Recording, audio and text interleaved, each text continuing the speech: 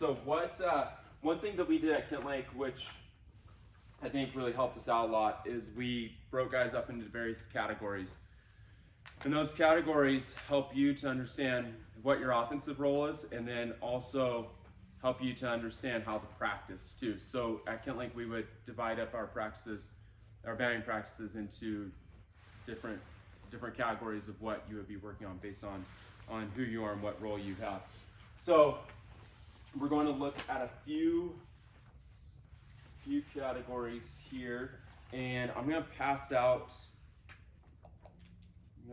this out to you guys, but actually I'll hold off on giving that to you. So first off, our theme for our offense, which I introduced to you guys last year, is creating a nightmare for our opponent. So there's like a real system to how we can do that. It's not just like trying hard and trying to hit the ball well and things like that.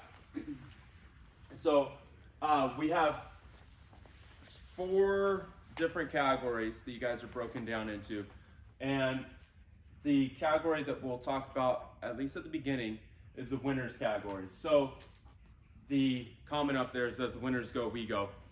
At Kent Lake, we call them the dirt bags. So these guys, like, they're the backbone of our offense, and that's where the majority of players fall into. So I'm going to talk about,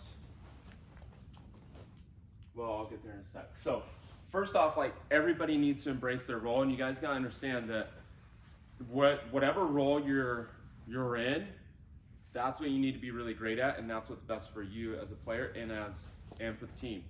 So if Caden wants to be the Ricky Henderson of 14U baseball, that's not the best thing for Caden's development, and it's not the best thing for our team. He can try and slap ground balls and steal bases and bunt all day, but that's not going to be the best thing for him. It's not the best thing for the team. Do you understand that? So there's a role for Caden where he can definitely help the team out. And what we need is for Caden to embrace that role and to buy into that role, rather than focusing on kind of like what Mr. Jones said, rather than focusing on like what he can't do, which is run a 6.8 60. We need him to focus on what he can do, which is hit the ball really hard and drive in lots of runs, and have a great on-base percentage, things like that. Does that make sense to you guys? So the big thing is focus on your role and being really great at that. If all of you guys are great at your roles, we'll have a really great offense. The problem is when people want to take on other people's roles because they think that role is more noble or better or whatever. And there's not one category on the team that's more important than another category, or role that's more important than any other role. And historically, our winners category, which is, well, I'll explain kind of the parameters for these in a moment, but that's been the category that if they do really well, we do really well as a team. If they struggle, then we struggle as an offense. All the goals that we set for you guys are very realistic. I try and put some real numbers to this that you guys can try and hit as offensive players. So it's very realistic, but it takes like embracing your role and really selling out. Again, if Jacob hates to bunt and he's like, oh, well, bunting's stupid, I want to hit bombs, that's going to hurt the offense. And then it's going to hurt his ability to play into that role. Does that make sense? Good. Conversely, if Caden only wants to bunt, thinks that bunting is the only sign of a good player, he's going to struggle. The team will probably struggle. So we're going to look at some of these different categories, and then we'll talk about where I've placed you guys. So the numbers that you see there where it says 8.4 plus 60, that means that if you run over an 8.460, you're probably a beefer. If you hit the ball over 78 miles an hour exit velo, probably in that beefer category, and 285 plus distance. So that category is for guys that hit the ball hard, but they're not super fast. Make sense to you? And those are the numbers that you guys have the numbers in front of you from your testing. Probably look at your numbers and tell, that looks like I'm pretty close to that, or that looks like I'm pretty far away from that. And Monty could look at that and go, well, I'm pretty far away from that because his 40 or his 60 time was much better. Caden could look at that and go, oh, I'm hitting the ball pretty close to those exit velos in that distance. Good chance that that's where I'm going to be placed. So for high school, that's where we place our high school guys, 7.2. If they're over a 7.260, if they hit the ball over 88 and 355 distance, just so you guys kind of have a gauge of where I place my high schoolers. So what's your role in that category? To be an R3I beast, which we'll talk about in a minute, but R3I situations. Garrett, do you remember what those are? Run around third, try to hit opposite field. Close. Not opposite field though. There's no benefit to hitting the ball opposite field, but try and hit the ball up the middle. Yeah. So R3I, runner on third, less than 2 outs. And that's like the big thing for those guys. It's got to be an automatic RBI for them. They're RBI machines. And R3I beasts need to have the ability to drive doubles. We're not talking like home runs at this age. The fence is still too deep for you guys, but drive doubles for sure. Hit balls gap to gap. For those guys, we're looking for few ground balls, launch angles of 20 to 30 degrees. So that's like really specific of when you're practicing. That's what you're looking to do. If you're launching balls 35 degrees all the time, you got to bring that down. If you're launching balls all the time at 10 degrees, a little bit higher. So it gives you something to be aware of. Strikeout percentage should be less than 25% of your at-bats. In your evaluations that we did for almost every guy, I put down your strikeout percentage last year and your walk percentage. So in general, as a team, most of us, we want you to be under 20%-ish strikeout percentage. That means that if you have 5 at-bats, you strike out 1 time or better. Walk percentage in general, over 15% of your at-bats, or plate appearances, we're hoping, are walks, so that just gives you kind of an idea. But for these guys, we want them to walk at a fairly high clip. We want them to strike out. We'll accept a few more strikeouts from this group. So from the beefers, swing a little bit harder, drive the ball a little bit more. If you strike out a little bit, that's okay. Still though, we got to keep those strikeouts manageable, because if you're striking out too much, now you're not driving in runners from third, less than 2 outs and things like that. Make sense? Okay. And then I'll talk about practice plans at another point. Like, what does that look like in terms of your practice plans? But in general, it means fewer bunts, fewer slashes, more 2-strike approaches, more R3I approaches, more 2-0 counts. It's usually what you're going to be doing more in practice. Some different dudes, like historically, I put a couple of historical dudes. Babe Ruth, Manny Ramirez, those are your classic beefers. Present day guys, Stanton, Rizzo, Joey Votto, Anthony Rendon, Nolan Arenado, Justin Turner, Pete Alonso, Salvador Perez, Juan Soto, all those guys. A little bit on the slower side with running. They definitely can hit the ball far, hit the ball really hard. Make sense? All produce tons of runs and get a lot of RBIs. Hybrids are guys that fall into both a speed and a power category. So they can do a little bit of both. I start with the names, come on. So the parameters there, for 14U, we're looking at like a sub 839.60. So you can look at your times right there and tell, okay, am I there? Am I below a sub, or am I below an 839? Or am I close to it? You gotta hit the ball over 75 miles an hour exit velocity for your average of your top 10% of hits. We're not talking max, we're talking average of your top 10%. So for instance, I think Caden, what's your average on there? For what? Exit velo. Was it 73? It was 75. 75, okay. So the top 10% of Caden's exit velocities were 75, which is really good. But his max was higher than that. But that's how I come up with those numbers. I'm taking the average of your top 10%. So like his exit velo is right there for that. 265 plus distance. So you've got some pop, you can run. For high school, we're talking like sub 7.2, 60s, 86 plus, 345 plus. So I'm looking for my hybrids. Historically, guys that have fallen into that category, King Griffey Jr., he could run, hit for power. Mickey Mantle, same thing, Willie Mays. Present day guys, Acuna, Tatis, Trout, Shohei, Javi Baez, Marcus Semien, George Springer, all those guys run really well, and they can also hit for pop. A lot of pop, and they can run really well. So that's a tough category to qualify for. Usually at Kent Link, we would have 1, 2 guys that would fall into that category. Last year, we had Jake Larson that was in that category. The year before, we had Jake and Drew Biggerstaff that somehow Drew got himself down to that one. Evan Williamson actually made that one too last year. So for hybrids, we're looking at doing a little bit of everything, stealing bases, hitting for some pop, extra base hits, a little bit lower percentage because they've got more speed, so we want them getting the ball and playing more so they can make stuff happen with their legs. A little bit higher walk percentage, which usually comes as a result of people pitching around them too, which helps. But we also want them with a little bit higher walk percentage than like the B first category because we want them on base to steal bases, to score runs, make stuff happen with their speed again. They should be able to drag bunt for hits. So any guy that's like a hybrid or a prospective hybrid should be able to drag bunt. I remember like Jake Larson last year hits a home run his first at bat. They're playing him super deep. Drag bunted his next at bat to lead off the inning. Had a really nice rally for us. So it's like perfect what you want to be able to do. Mickey Mantle, you'll see him come up. He had a lot of drag bunt base hits, even though he had like historically some of the most power ever. Some goals as far as like practicing, 15 to 28 degree launch angles. So a little bit lower than the B first category because they got more speed. So ground balls are a little bit more acceptable, but that gives you a goal there as to where those guys should be at.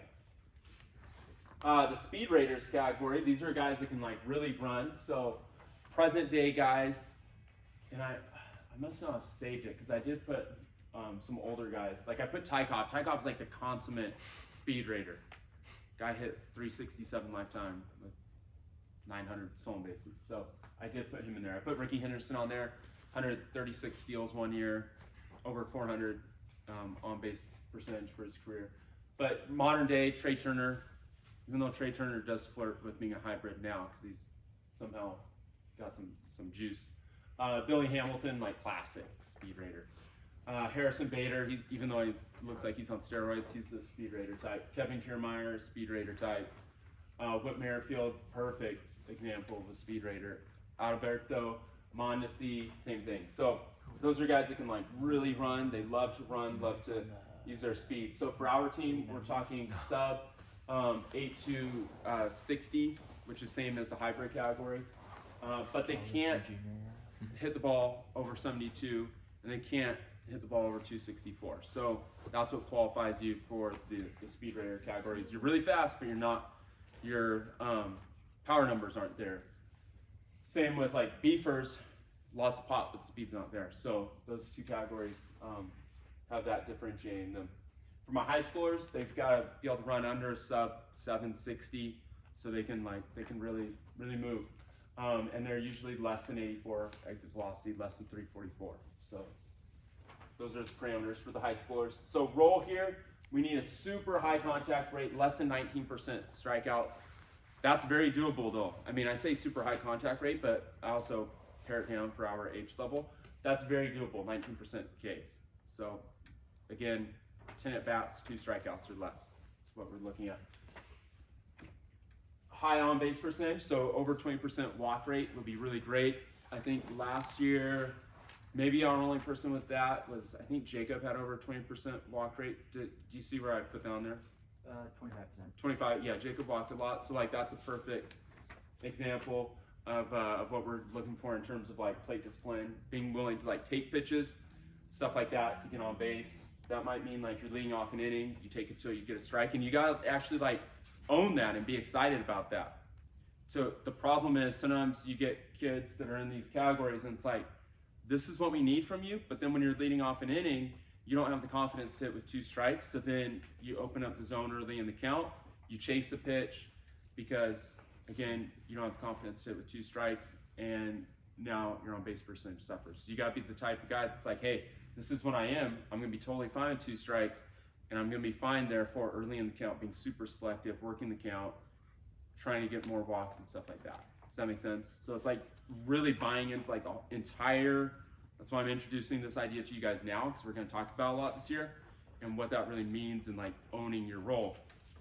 So that when I give you a take sign in the 2nd inning and you're leading off the inning, you're not like, what, coach thinks I suck at hitting? It's not about that. It's about really teaching you what your role is, and that this is what makes you great at being, you know, that category. Or that's just an example, but just learning more about your roles. Premier base stealers, you gotta be comfortable stealing off of anybody anytime, using multiple leads that we'll be working on this year, whether it's like a volt lead or first moves against lefties, delayed steals, like the whole arsenal of stealing bases and leads has to be in your toolbox. Gotta be a great bunter, really good with the drag bunt and the sack bunt. 80% success rate in practice. That means that when we throw down the cones, you should be like automatic 16 out of 20 or better when we're doing that stuff, which takes a lot of work. So that's not easy to get to. That means it's unacceptable for you to bunt in practice and it's 10 out of 20 round, 0 for 5. That's not good. That's not gonna work. You gotta be good with the slash, so make sure that you're working on that in practice. As far as launch angles, we're talking 5 to 15 degrees, which would be the yellow rope is at 10 degrees, so you gotta be just above or just below that yellow rope. That gives you kind of a visual of what you're trying to do, and that means like you're not concerned with distances when you're in here hitting. You're looking at like exit velocities, that's fine, and then the height of your hits. Try and keep the ball more up the middle, where you can use your speed, get the ball in play more, because that helps with your contact percentage, stuff like that. So that gives you a breakdown. And then, the winners category, what would that include as far as like some different dudes? Pete Rose, like the consummate winner. The guy had over 4,000 hits and super high on base percentage, willing to do anything for like the team. Kike Hernandez, super good team guy. He can do a little bit of everything. JP Crawford can do a little bit of everything too. Mookie Betts doesn't really, I put like the question marks and exclamation marks because he's like an extreme version of like the winner category. He's not quite fast enough to be like a true speed rater, but he steals bases because he's super smart. Doesn't quite have the pop to really be like a beefer or even like a traditional hybrid, but he hits the ball so hard that he can hit home runs. So he's like a super elite level dude there that doesn't quite have the power or the speed, but can put up really impressive numbers in both categories. Colton Wong, really good ball player. DJ LeMahieu, kind of like a Mookie Betts, doesn't traditionally have that much pop, but because he hits the ball so hard, he can still hit you 25 home runs. He can hit you 360, which he's done. I don't think he can steal bases really, but so that gives you kind of an idea of those dudes. So parameters there for high school would be like a 7 to 7.5 60, somebody that can't quite go over 85 on the exit velo, or 344 distance. For us, if you're running like an 8.2 plus 60, if your exit velos, the top 10% are sub 74, or your distances are sub 264. This is where the vast majority of players fall into this category, either for high school or for our team, is the winners category. The role there, we gotta be able to do everything. You gotta be able to like do whatever is called on you at any time. And that's why it's a tough category to play to, because you gotta be able to do everything. So you gotta be able to sack bunt really well, occasional drags, depending on how your speed is. Less than 23% strikeout percentage, so you gotta be able to get the ball in play, which means that you're also gonna be a good R3I guy. You need to be able to have a good eye, 18+% walk percentage, willing to take pitches. I was talking to Jake about when I gave him a take sign, and he said he swung like intentionally because he was a sophomore at the time and was worried about getting 2 strikes. That is not in line with the winner's category right there. As a true winner there, you gotta be comfortable hitting like any count, and that means like willing to take pitches, because let's say Timmy's up and he's facing Caden Sr., who's throwing 82 next year, and we're like, Caden Jr. is locked up with Caden Sr. in a pitcher's battle, and Super Caden is pumping 82, and Timmy's like, I give Timmy a take sign. He's got to be willing to take there, because we're trying to get Super Caden's pitch count up to get him out of the game. Now, yes, that I recognize that makes it harder on Timmy in that at bat, because the hardest thing to do against Super Caden is go down 0-2, because then you're going to get the Super Caden wipeout slider. But Timmy's got to say, hey, this is the best for the team, because while Super Caden's on the mound, we don't have much of a chance at scoring, so we got to get him out of the game. That means we got to run up his pitch count. That means, yes, it's going to be a tough at bat for me. So rather than Timmy getting a take sign and going like that, and then getting into the box, with the garbage attitude, he's got to have like a winner's mentality that's like, hey, this is going to be a tough at bat. I'm taking here not because it gives me the best chance to get a hit right now, but because we're trying to drive up this dude's pitch count. Does that make sense? So if Timmy comes back to the dugout after getting the wipeout slider because he went down early in the count, and he says, well, coach is giving me the take sign. How am I supposed to hit this guy? That's not a winner's mentality. Again, winners have to have like the mentality that's really about the team, and it's like, I'm going to have a team at bat here. I understand like this makes it tough in certain situations for Timmy to drive up his batting average off of Super Caden. Does that make sense? But if you guys can learn to play within your role, it helps you long term. Because especially like with high school coaches, college coaches, things like that, you gotta be really great at what you can do. And that means knowing how to play the game. And if you can buy into your roles, it helps you long term as well. Most of us tend to think the only thing that people are looking at is my batting average, how many home runs I hit, and how many bases I stole. And that's not true at all. In fact, they don't look even at your stats. There's tons of college dudes that get picked up and they have terrible years in high school, but they project well or whatever. So if you can play the game well and somebody goes to watch and they're like, hey, it's obvious this guy knows what he's doing out there. He plays the entire game, meaning like all the facets, people will probably be more drawn to you. Does that make sense? So even from a selfish standpoint, it's good for you to learn your roles and to really excel at those. And from a team standpoint, it's a must if we're going to be really good. That's why this category is the most important one for a team. You got to be able to focus and stay more up the middle. If you're yanking the ball and stuff like that, it's going to be tough to have really consistent bats for us. You got to be really good on the bases, especially first and third plays. That's got to be like automatic, that when we get 2 winners on the bases, we're going to bring in a run there. Delayed steals, you got to be really solid with that stuff. Reading balls in dirt, really consistent. So launch angles here, 10 to 30 degrees. It's a pretty broad range, but basically stay away from a lot of ground balls because you're not a speed raider, so you're not super fast. And stay away from a lot of fly balls because you don't quite have the pop to hit a lot of fly balls and get them over people's heads and over fences. So in that kind of middle range there. So the next thing we're going to look at is what category do you guys fall into? So I broke this one down into I grouped you guys into 2 different categories. Where you are right now, based off of the eval sheets that I just handed out to you guys, and then where do you project to be? Now that's my projection for you, which is probably pretty accurate because I've been around this level of baseball for a long time. But perhaps Monty grows to be 6'5" and totally flips his game, and maybe Caden's running a 6'5", 60. I doubt either one of those 2 things will happen. So I'm pretty confident with my projections for you guys, but there's definitely some wiggle room. Some of you guys are like on the cusp between a couple different categories, and you could go either way. But based on where your numbers are trending and body types and things like that, I group you in some of these. Now,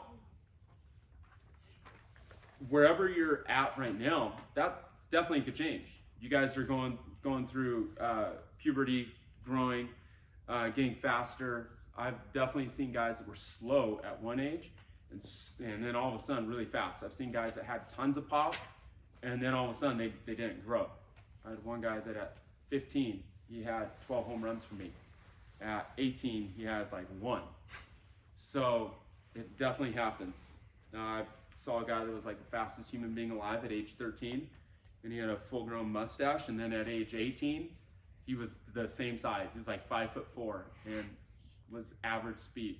So things happen. But anyways, take a look at which category you guys fall into, and then take a look at the perspective category that I want you to be looking at and looking to move towards. So for some of you guys, let's take I'll take a Chase, for example. So Chase right now falls into the winners category because he doesn't quite have the exit velo numbers, the distance numbers for the B-first category, or the 60 time for like a speed rater. But Chase probably projects more to be in that B-first category. So as far as what Chase is doing for his game right now, I would suggest training really hard and owning that winners category with an eye towards also, okay, what could I do to trend more towards that B-first category? Does that make sense to you? So for like Chase, that means like get stronger when he's hitting, have an eye towards like increasing exit velocity and increasing distance, but also understanding that right now he falls into the winners category and we need him to also have like a really good ability to like bunt, to lay down S3 bunts. Does that make sense to you? Yeah. So look at where you are now, but also with an eye towards the prospective category. I emphasize that more with this age because you guys are changing so much than with high school. With high schoolers, and we're in a really short season with high school, it's like where you are right now in high school, that's where you're gonna be. We're not moving you around, because in the next 5 to 6 weeks in which like we need to win games, if you're not getting bigger, stronger, you're not gonna increase your exit velocities or your speed significantly for the most part. But for you guys, you can. We're months and months away from the season, so you guys can kind of see where you would need to get to in order to hit some of those categories if that's what you're aspiring to, but also have an eye towards what we need from you as far as your training over the winter. Does that make sense to you? Mm-hmm. Okay. Any questions with that? So at the top, what's it say at the very top there? CJ, can you read the top line? Know, embrace, practice, and dominate your role. Yes, and I can't emphasize that enough. You gotta know what the expectation is for you.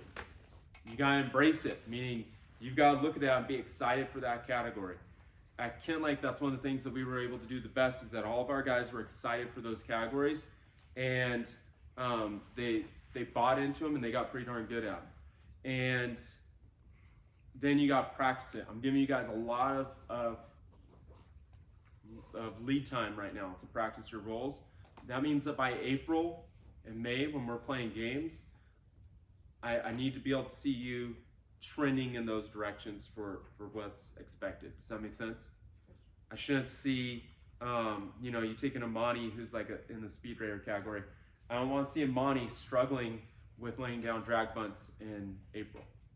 It's not acceptable because you've got 5-6 months to lay down 2,000, which is about probably what you should be planning on doing.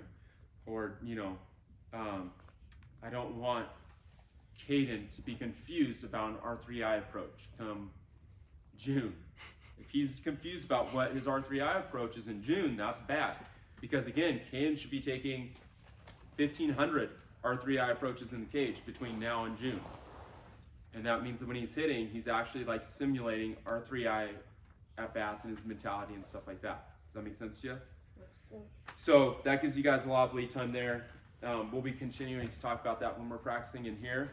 It'll be broken down according to category, like this is what you're doing. If you're a speed rater, you're taking 20 pitches in the cage, there's gonna be 10 bunts, 5 of those will be drags, 5 sacks. You're gonna work 5 2-strike approaches and 5 2-0 counts, for example. That'd be like a classic speed rater round. Does that make sense? If you're a beefer, you're taking a round of 20 pitches, there's gonna be 2 sacks, 8 R3Is, 5 2-0 counts, 5 2-strike counts. So when we work on that stuff coming up, you'll be familiar with that. Do you guys have anything to add? Jake, do you have anything to add to that? Because you've been around that concept a little bit. It makes sense. You kind of covered it all. Okay. Clark or Todd, do you guys have anything? I think the only thing that I would add is know your role, but also be familiar with the roles of the people that are around you, because part of being in this environment is taking ownership over what you do, but you also want to really strive to be a great teammate and encourage your teammates in what they need to be great at. Does that make sense? So CJ, if I'm you and I see Caden come up to bat, 100%, like I'm gonna encourage him, and I'm gonna assume that your thing says B for right now. I'm gonna encourage him in that role. Does that make sense? Mm-hmm. So part of it's building up the people that are around you, and part of it's taking ownership over what you need to be great at.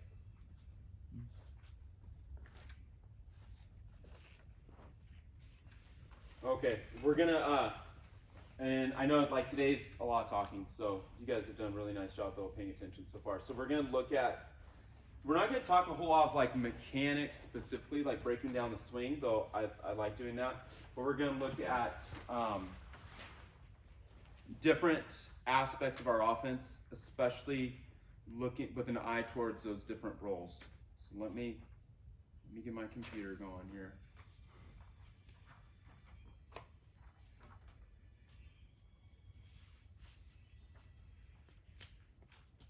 I thought Cameron was gaming over there. No. I'm using an electronic babysitter. So am I right now. That's why Bryce stuck his head in. Okay, we're going to be going over a lot of stuff that is geared towards getting you guys to where you're the most. I want you to have like the highest IQ of any youth players out there when it comes to baseball. So my goal is that when you guys are done playing for our team, that you guys can go on to like college ball and be able to go right into the way that they run practices, the things that they're teaching, and you won't feel like there's a steep learning curve for you. I want you to feel like you're actually backtracking when you go to college. It's like, oh, we do less in college than we did with my club team. This is all stuff that I've known for a long time. So when they're running you through like bunt defenses and offensive situations, and they're talking about like approaches, it's all just like, oh, this is old hat for me. I've been doing this for years, and it's pretty simple. So looking though at our offensive philosophy. So create a nightmare for the opposition. We've talked about that for a couple of years now. We want, the vision here is that we can beat anybody, anytime by using lots of tools. We got a glimpse of that last year, like in Oregon, when you guys started to click in terms of being able to make stuff happen. We did really well with the short game. We did well on the bases. We also hit for some pop. We did a lot of different things that gave us the ability to score against like tough defenses and against tough pitchers and things like that. That's why you guys need to really buy into your roles, because if we get imagine an entire offense that hits those numbers. An entire offense where we've got guys that are walking at a high percentage, that means there's traffic on the bases. We've got guys that are striking out at a low percentage, that means we're getting the ball in play a lot. We've got guys that are really good on the bases, both our really fast guys, but also guys kind of in that mid-range for speed. Both of those classes creating a lot of havoc on the bases. Then we've got guys that can drive the ball deep. We've got guys that can get a lot of base hits. And we've got guys that can get the ball in play, hit line drives, and drive in runs. When you've got all those different things like clicking really well, makes for a really potent lineup against tough teams. And that's what we're trying to do. We don't care about beating like a terrible team 15-0. We want to be able to beat good teams in tough games. So that's what this whole offensive philosophy is about. So the first thing offensively is you guys got to be confident. That's the number one thing. And that means put in the work here. If you guys put in the work here, then you'll know that you're ready for the game, and that's where you find your confidence. You find confidence because you're prepared. The second thing is, in line with confidence is having really good discipline. So this is like a really big idea, but making late swing decisions. That requires a couple things. Requires you to have a good swing, to where your swing is short. Your swing is short and compact, and it's like sequenced up the right way. You can wait on the ball longer. The longer you wait on the ball, the better you see it. The better you see it, the fewer bad pitches you chase. The fewer bad pitches you chase, and the better you're seeing it, the more solidly you hit the ball. The longer you can wait before you make a swing choice, the better you'll hit breaking balls. Make sense to you guys? So that involves a lot. It also involves strength. If you're weak, you're gonna have a slow bat, and then you gotta get started early. You gotta cheat. So that's a big thing. But making late swing decisions is something that we want to be working towards. We got to be able to hit velocity, so don't imagine. be prepared for coming in here, seeing the pitching machine throwing pretty firm. You guys are already used to that. You're used to Coach Todd blowing out his arm, throwing BBs from 12 feet away.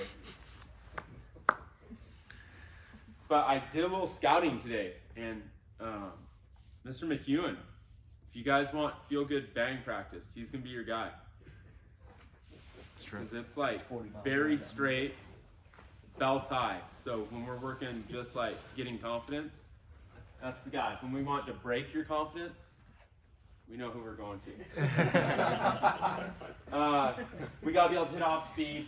So we'll do the same thing with like pitching machines and coaches throwing. We need really tough minds with 2 strikes. That's just your mentality, your approach. And then a few things here towards creating that nightmare. We got to be able to create big innings. We're going to look at a little video coming up in a second here and talk about that. We need to be super aggressive on the bases. And then we need to be great at bunting game. And then great with our first and third plays. You guys are pretty darn good with that most of the time. Probably better than Kent Lake was 6 years ago. It was rough there for a couple of years, but you guys have gone pretty good in that. Okay, so big innings. What do big innings usually involve? Timmy? Timely hits. Timely hits. Yes, true. Very true. Zach? Going through like almost the whole order. Yes. Lots of people coming up. Yes. CJ? Stealing bases. Stealing base is an interesting concept. Airs from the defense. Errors, yes. That's a big thing. I shared this with Jake. I think it's so interesting. Opponents, You said this like 100 times. what am I going to say? That the team usually cheers louder when the opponent makes an error. said that like when 7 the team times. gets a hit. They do. It's crazy. So part of like creating momentum for our offense is being able to put pressure on the defense because, as Monty has pointed out hundreds of times, teams get more excited seeing other people fail than they do for seeing their own team succeed. I was watching what game was that where that happened? Was it Astros? The Astros Rosario threw the ball away at third. Mm-hmm. And Did then you the guys see crowd Eddie started Rosario cheering. like come up and throw to nobody at third base? The umpire was there. Yeah, the umpire was there. You guys didn't see that? I did. So okay, so Eddie Rosario like comes up, throws to third.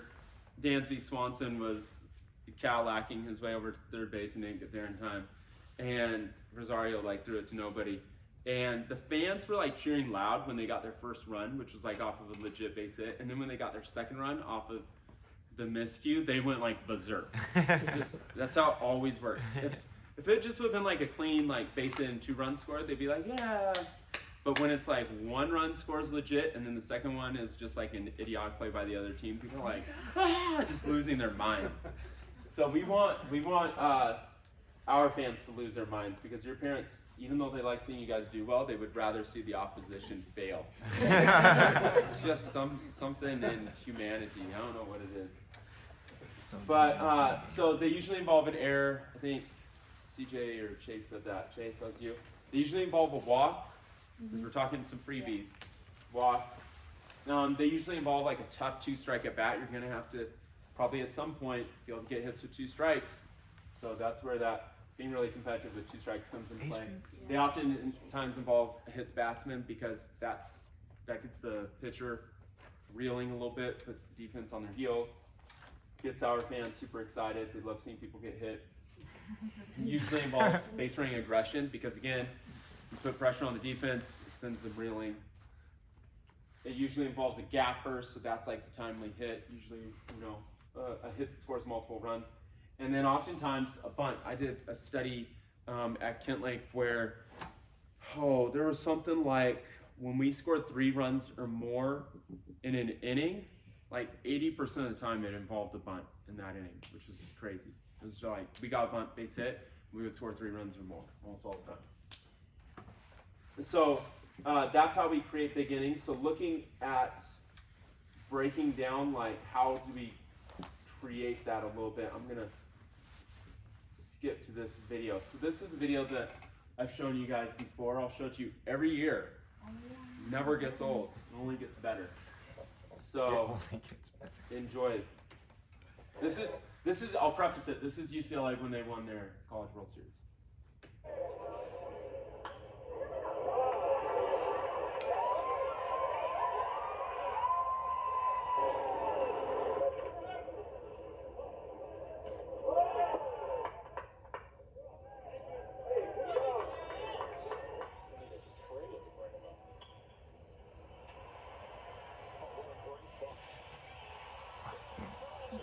It's true. Probably about.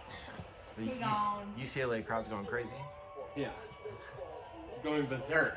There, yes.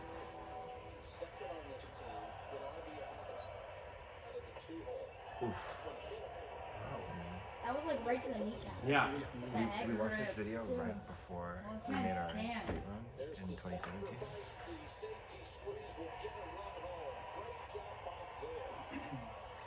It's like a pop-up video. Oh, that's what he treated it like.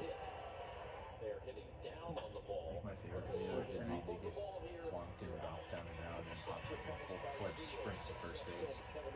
So funny. Then there's like the weak base hit up the middle, scores a run. Timely hitting.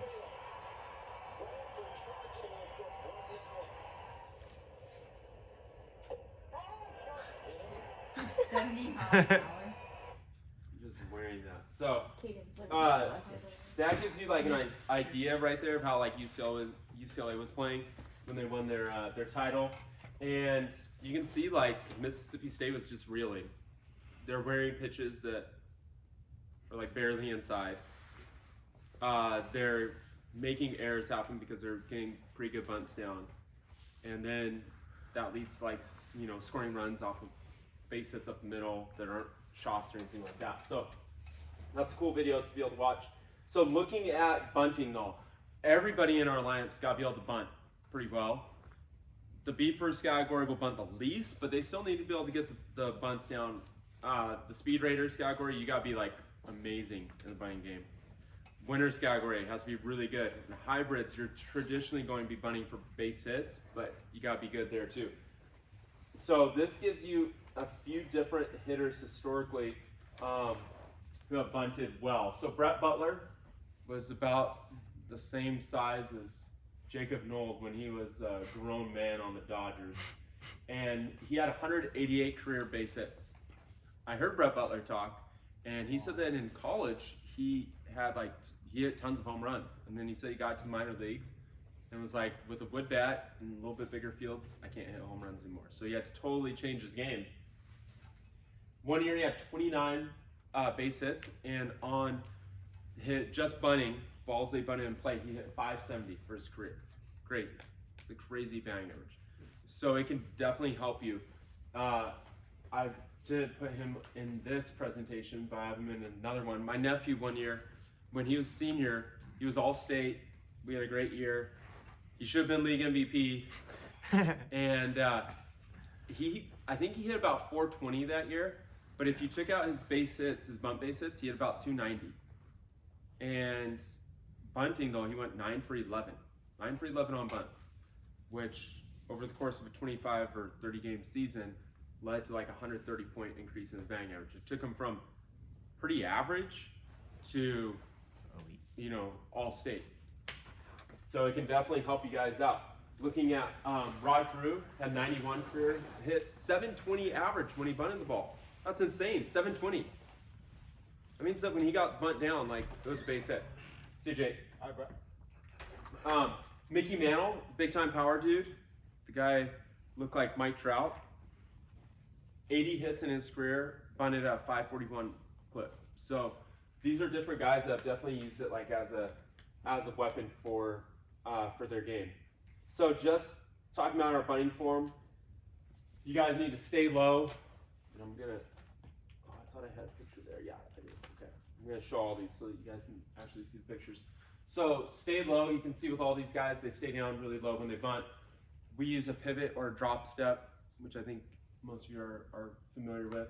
We got to do a better job though of hip hinging towards the plate. We tend to still turn a little bit too much towards the pitcher rather than hinging towards the plate. Eyes have to be close to the handle. I understand that can make you uncomfortable because of like foul balls. That's why you practice it here so that you're confident that you're not going to be like fouling the ball off into your grill. You got to set your bat angle and then just absorb the ball, point the end of your bat at first base when you're bunting down third base line, and then see the ball down. Meaning once you bunt it, I want you to actually see the ball bounce. That keeps your head in the strike zone longer, and it helps you be a little bit more purposeful about where you're trying to bunt the ball to. Does that make sense for you? Good. So those are our three dudes. I forget who's up in the upper right hand corner. But it's Altuve and Trout for the other two. Not Bagwell, is it? No.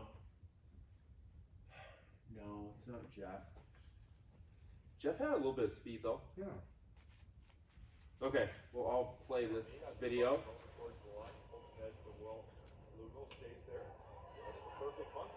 Beautifully done. Nice athletic move made by Bullock. Called it safe though. So that's good bunting form. Again, just another example of like quick pressure on defense, and that's at the major league level. Well, we're going to have another look at the Cyril Castro walking all the way out of the mound. Now, it's either John Hicks or Lurie Garcia who stepped on his foot. After a pretty athletic play, John Hicks got caught in between. They call him safe? Yeah. Yeah, The they. heck? Nice play by. Come on, guys.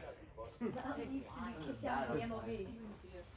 Okay, so different types of bunts. We got the drag bunt, speed raiders, hybrids, drag bunt all the time. Our winners category, use it sometimes, but it's got to be the right type of situation. But especially at the 14U level, you can get a lot of bunt base hits. Sack bunting, we use the S3 bunt a lot with runners on first and second, where if the third baseman crashes, what do we do on the bases? Take it behind. Yes, we had that in the last tournament several times and didn't take it. So that's got to be an automatic read when you're at second base and we square around the bunt early. If you see the dude crash, you got to steal behind him. It's got to be automatic. We'll work on that out on the field, but we got to get that one a little bit better. Make sense to you? As a bunter, once you see the guy steal, pull back. Because we should be able to steal easy, and now you get to swing and drive the guy in. Make sense? So take the bunt when you see that our guy steals, and then we'll make it happen with swing away. Push bunts. Push bunts are tough for a lot of people. So for this one, I would recommend Noel and Imani. You guys definitely get that one down. Like practice it. Practice the push bunt. But it's tough, and will probably take you a couple years.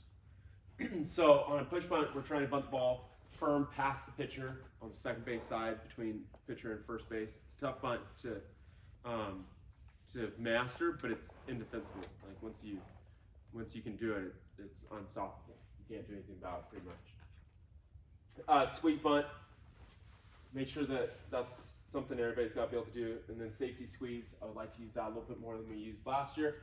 So on a squeeze bunt, you have to bunt no matter what. On a safety squeeze, you bunt the ball, and the runner is going to break on contact. So Garrett shows bunt with the runner on third. The runner on third follows the third baseman down the line, stays just behind him, and then once the ball is down, he breaks for the plate. Make sense? So it's not a suicide squeeze. A suicide squeeze is where the runner breaks for the plate on the pitcher's, usually on the pitcher's leg lift. And then we have to get the bunt down. So, a little bit different. Okay. That's a safety squeeze. Well, he figured that the soil needed a little extra touch. So he let the ball fall on it, and Mr. Farmer gives up a run. That's got to be E1, I assume.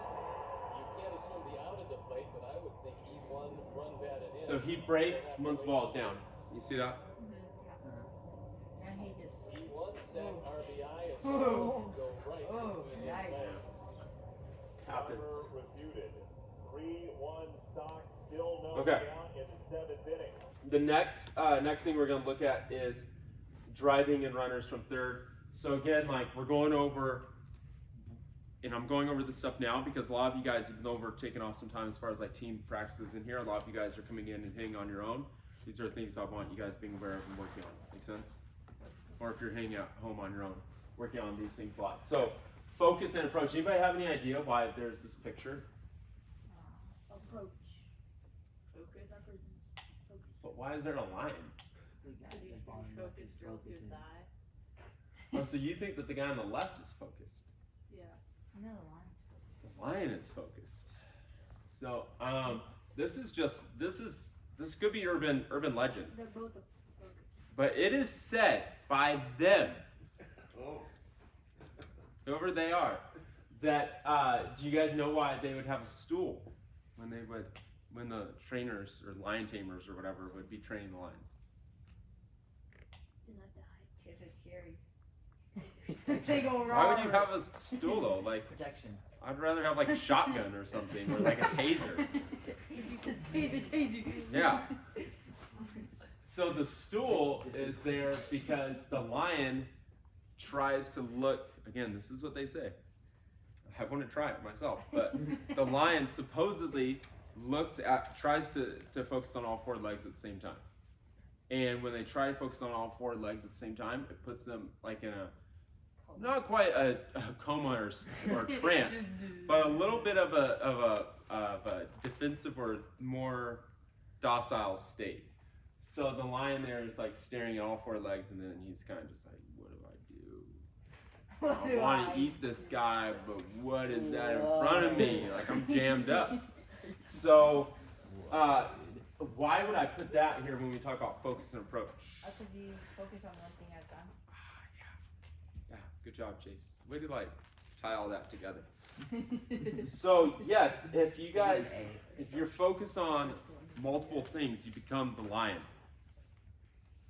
The lion that could be a killer if he's able to just harness it in, but when he's focused on too much, he becomes just a little kitty cat. Like my little Gigi. Just a cute little fur ball. So you don't want to be the tamed lion. You want to be the lion that's the killer. So alpha ABs is a term that I use to describe like alpha dog, like the dogs that are like in charge of the pack.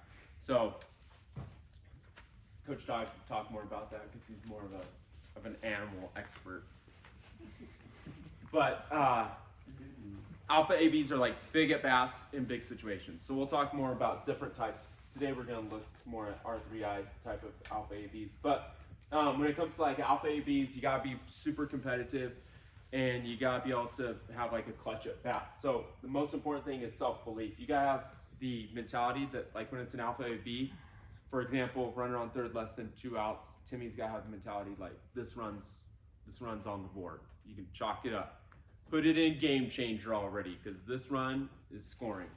You can't be like, oh man, I hope I can hit Super Caden out there pumping 82. It's got to be, yeah, Super Caden's about to get torched right here.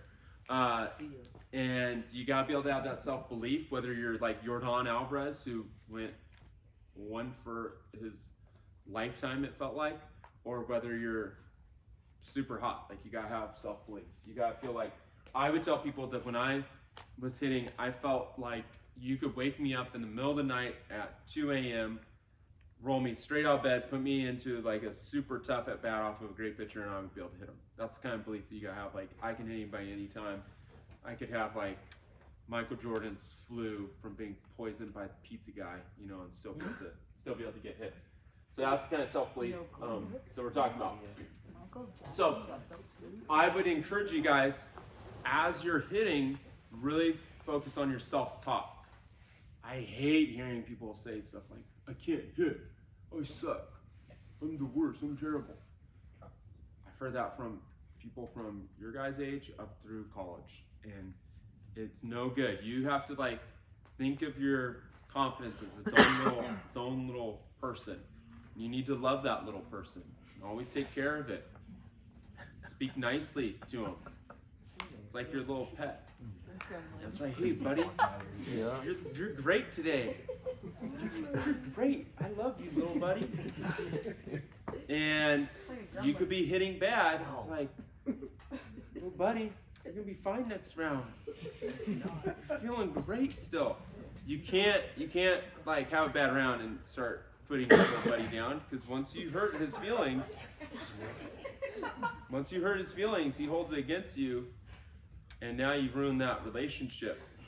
So your self-talk is huge. And you can't, oh man. So going back to Yordan Alvarez.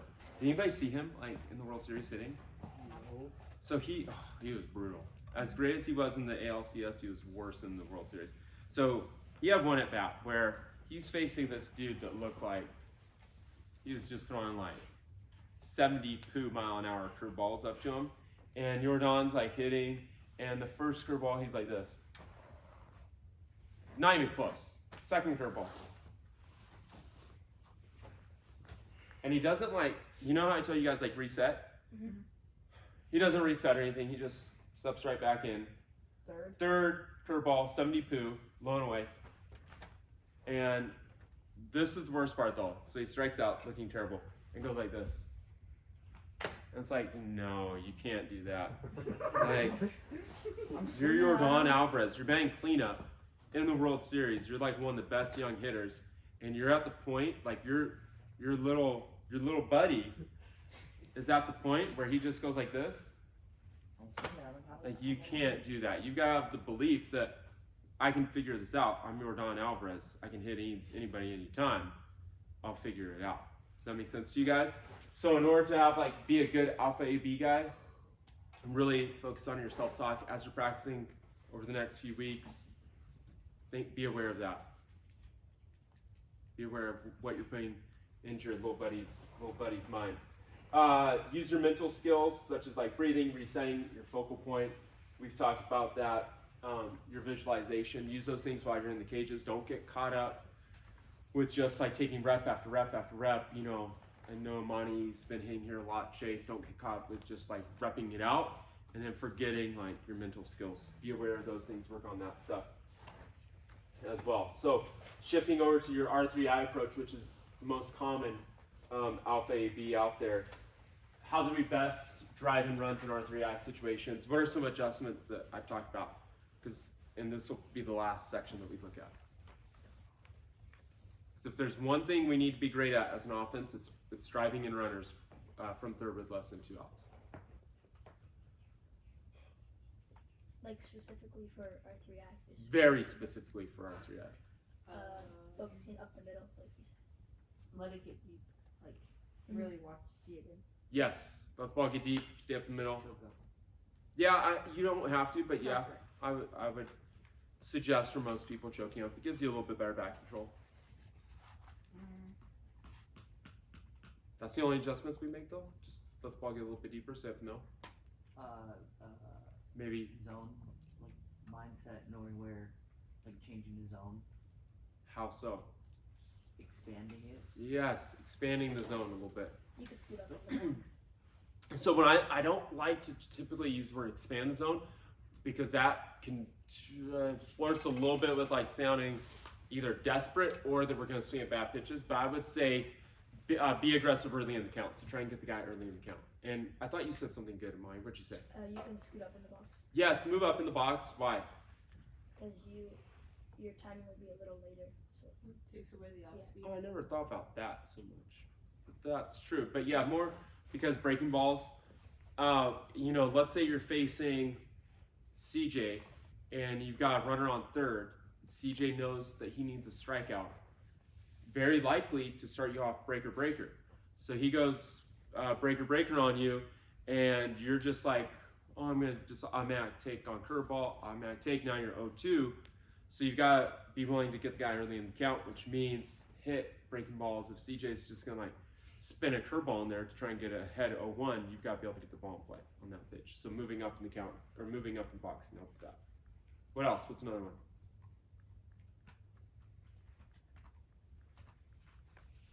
Come on, these gotta be like automatic. See, the fact that it takes you guys this long to say it, the fact that Caden is stumped right now, shows that we need to, you guys gotta review this more. You gotta know it. So here they are.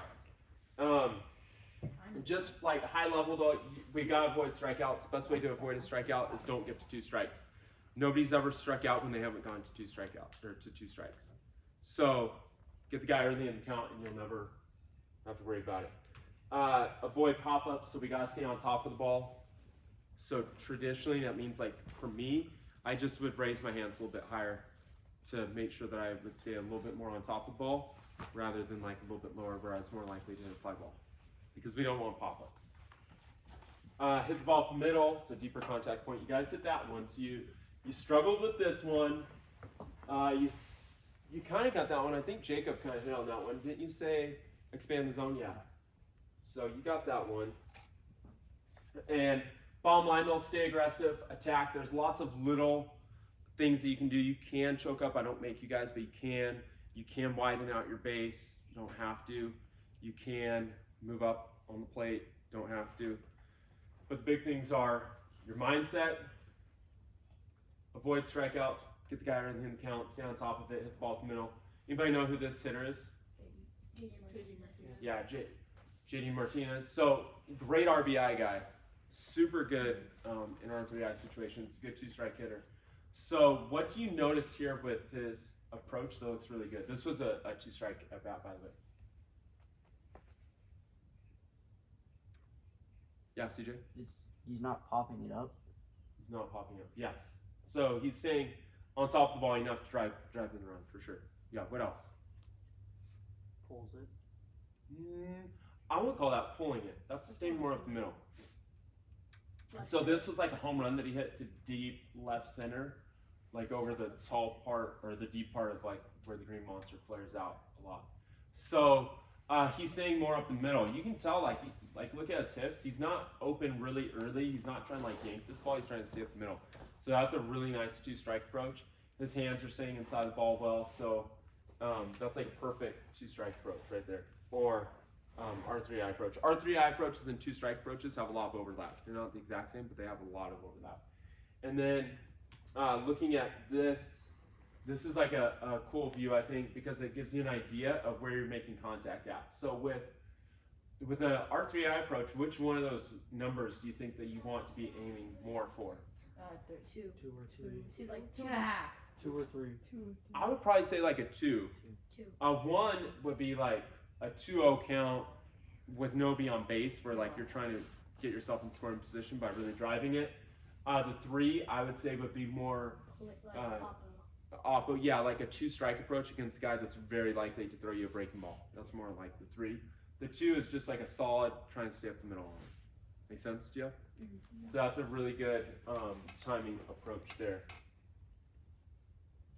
And then just a little bit on 2 strikes, because that's in the same category of I'm gonna skip the rest of that. It's in the same category of alpha bats and R3I approaches. So with 2-strike approach, stay opposite gap in general. It's an easy rule of thumb. With your R3I approach, you can kind of shift over to that. I think more up the middle R3I, with 2 strikes a little bit later, but they're close. Be willing to make late decisions when you have 2 strikes. I hate seeing people pull curveballs foul, or sorry, I hate seeing people pull fastballs foul in 2-strike situations, because if you're way out front on a fastball, what does that mean for a breaking ball? You're Way out front, like it's gonna be a strike 3 on you. Easy, yeah. So you gotta be willing to be late on fastballs. Why do you think most people with 2 strikes tend to be so far out front on the ball? If you're willing to be honest with yourself, I think you know. Say it again. Why are people with 2 strikes? Why do they tend to be out front so much? Because they want to hit so bad. They want to hit so bad. Like they're speeding up the mechanics. Or they don't want to be behind it. Yes. Oh. They don't want to be behind. Getting scared. All of us have some machismo that would rather strike out on a curveball than get a fastball blown by us. You strike out against Caden on a curveball, you feel like, yeah, that guy scared me. He's basically like cheating by throwing me a curveball. Like, man, whatever, it doesn't even count. I had a player at Kent Lake one time that I was talking to him after the game, and he asked me why I pinch hit for him. And I said, well, you struggled with your early at bats, and you struck out a couple times, and so we had this other player that said I thought that he just had a better chance of having a better at bat in that situation. He goes, yeah, I struck out because the guy threw me curveballs. I said, yes, they are doing that at this level. So we tend to think like, oh, curveball, like that's cheating, it doesn't even count. But when Caden blows fastball by you, it's like your whole manliness your manhood has been challenged, and you've been found, you know, just totally not up to par. And it's like, Caden just proved that I'm still a little child. I'm no man because he blew a fastball by me. But it's like, he throws you a curveball and strikes you out, and you're like, what are you, scared of me? Challenge me. So we're all scared to get beat with the fastball, which makes us out front on the breaking ball with 2 strikes. You've got to have the confidence that I can catch up to anything. I'll be fine. I can wait and still be okay. So in general, like, make late decisions, slightly less hip turns, okay, with 2 strikes or R3I approaches. That's what we saw with JD Martinez. It's unacceptable to be out front on fastballs, which I talked about. It's okay to be late. Like, it's okay. I know it feels bad. I've been there too, but it's okay for CJ to throw you a fastball and you hit it off the first base dugout. That's okay. It's okay to be late on that.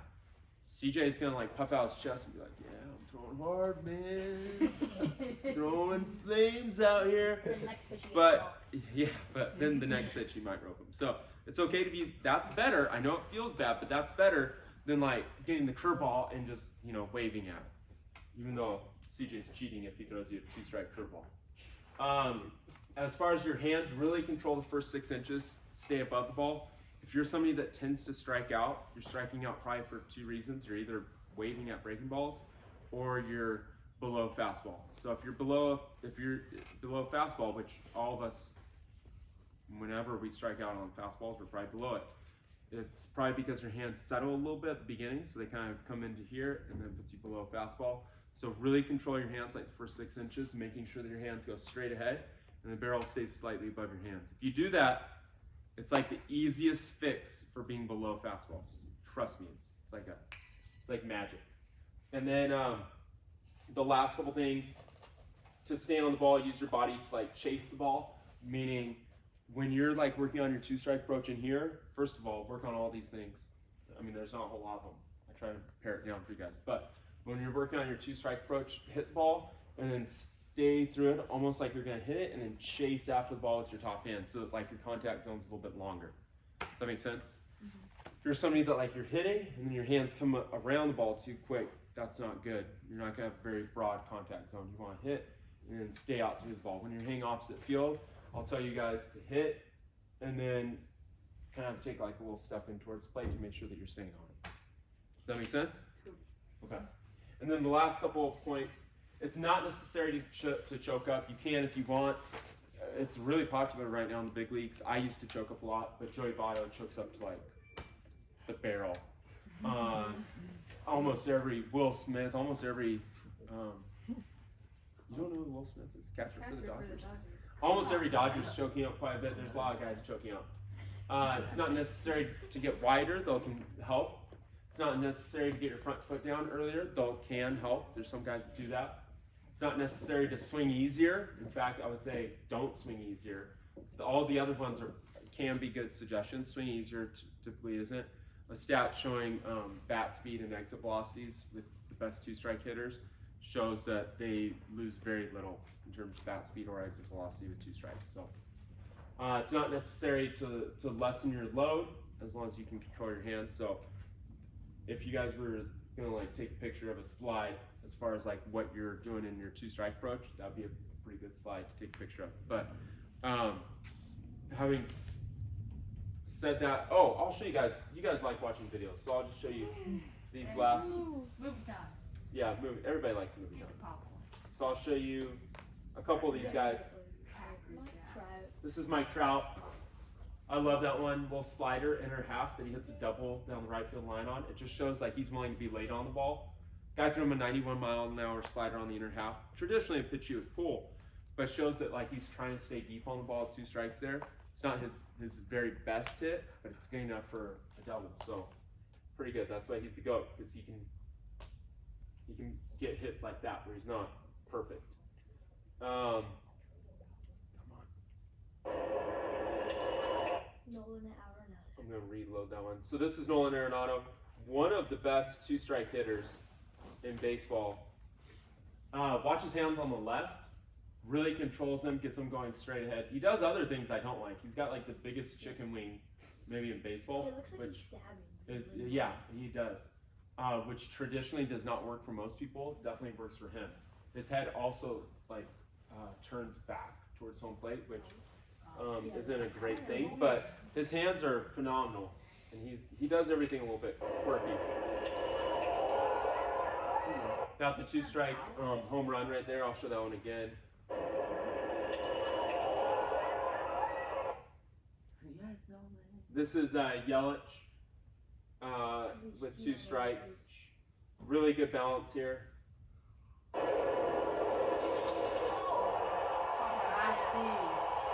Pop out. Infield. Runner at first will go. That's One Rendon. center. That's well hit into left field. Back and one run scores. Here comes Rendon. That was some It good. looked like he just raised his glove up and caught it. And the Nationals down. And then Juan Soto, probably the best young hitter in baseball. But watch him opposite field. Lets the ball get deep against Garrett Cole. Stays on it really well, kind of like he's chasing it. Oh, come on. No? You won't play?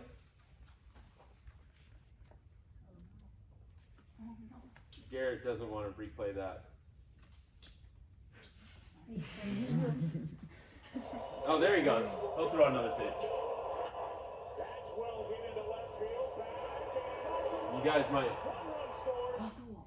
You guys might get migraines if you have to watch the choppiness of that. But anyways, just to kind of summarize the meeting, focus is on your roles. That gives you some goals to focus on during the next couple months. We went over some of the various parts of your roles, like how to bunt, why that's important, how to hit with 2 strikes, why that's important. And I'd encourage you guys that during your batting practice sessions, don't just like hit, where you're just like trying to smash the ball as hard as you can and just, hit bombs, but work on 2-strike approaches, work on R3I approaches, work on your bunting game a lot. Because if you guys know your roles, you embrace them, you practice them, and then you dominate them, we'll have a super good offense. And then more importantly, an offense that can beat anybody, which is the whole point. But it takes you guys now, with an eye towards the future, buying into those things and working on them. If you wait until March, it's too late for you guys to master bunting. It's too late for Caden to have his R3I approach or 2-strike approach nailed down. Like, it takes you guys working on it to figure out, oh, you know what, maybe Caden says, I do want to choke up, but I don't want to get wider with my stance. I don't want to raise my hands at all. But I will move up on the plate. Like, it takes you guys, it's called trial and error. You got to work on these things in practice where you come out here, you hit with whoever, front tossing, machine, throwing, and working on those things until you craft your own approach. Does that make sense? Okay, fellas, hang on to those evaluations. Really dig into what it takes to hit some of those other categories. So hang on to those. I don't want to see those left